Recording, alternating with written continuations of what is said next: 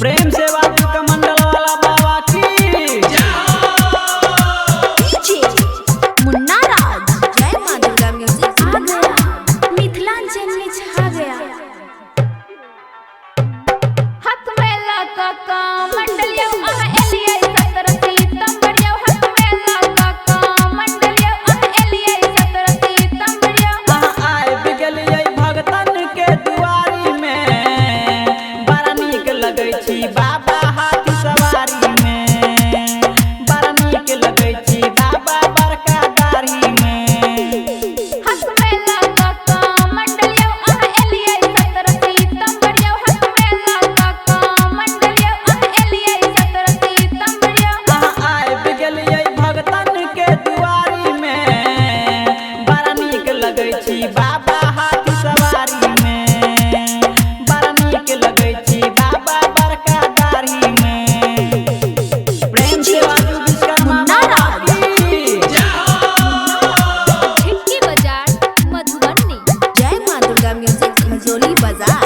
घर के बगल में छै मंदिर आस लगने बाबा ए पर जरूर घर के बगल में छै मंदिर आस लगने बाबा ए पर जरूर बन कयलिए पूजर जायो हमर का लाल चुनर जायो बन कयलिए पूजर जायो हमर का लाल चुनर जायो।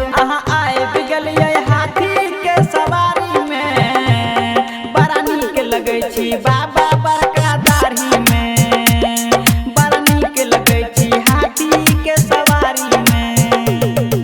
प्रेम से वाजू विश्वकर्मा बाबा की झिटकी बाजार मधुबनी। जय मां दुर्गा म्यूजिक मझोली बाजार। डीजे शंकर साउंड लगन पंडालिया आहा के कृपा बाबा जग में महानिया